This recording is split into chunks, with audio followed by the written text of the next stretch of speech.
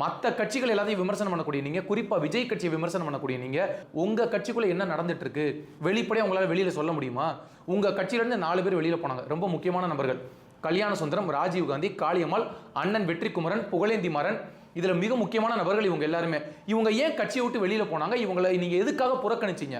சீமான் உண்மையிலே நேர்மையான தலைவன். கூப்பிட்டு ஒரு பத்திரிகையாளர் சந்திப்பு, என் கூட இருந்தவங்கள இந்த தவறு பண்ணாங்க, அதனால நான் கட்சியை விட்டு நான் அவங்களை ஒதுக்குனேன் அப்படின்னு உங்களுக்கு சொல்ல தெம்பில்ல, திராணி இல்லை, கொஞ்சமாவது தைரியம் இருக்கா?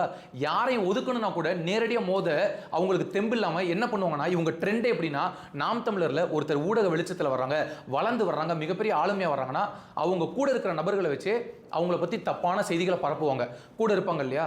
இப்போ அண்ணன் வெற்றிக்குமரன் இருக்காரு, காளியம்மாள் இருக்காங்க, கல்யாண சுந்தரம் இருக்கார், ராஜீவ்காந்தி இருக்காருன்னா அவங்க கூட பயணிக்கக்கூடிய நபர்களிடத்துல இவங்களை பற்றி ஒரு தப்பான பிம்பத்தை கட்டமைக்குது. அதுக்கப்புறம் அவங்கள வச்சு வெளியில பேச வைக்கிறது, அதுக்கப்புறம் இவங்களை புறக்கணிக்கிறது, எதிர்கொண்டு பேசுறதுக்கு தைரியம் இருக்காது. திரு சீமான் அவர்களுக்கு எனக்கு தெரிஞ்சு இவங்க எல்லாருமே அத்தனை முறை தொடர்பு கொண்டு நேரில் உட்காந்து பேசுவோம், 1-to-1 பேசுவோம், என்ன பிரச்சனைன்னு கேட்போம்னு சொன்னாங்க. ஆனா சந்திக்க கூட தைரியம் இல்லைங்க உங்க தலைவனுக்கு. இவர் பேசுவாரா? விஜய் சொல்றீங்க கரூர்ல வந்து ஓடி போய் ஒளிஞ்சாரு. உங்க கட்சிக்குள்ள இருக்கக்கூடிய உட்கட்சி பிரச்சனையை பேசுறதுக்கு கட்சியில் இருக்கக்கூடிய நபர்களை கூட சந்திக்க தைரியம் இல்லாத ஒருத்தர் இவர் இந்த இனத்தின் தலைவனா?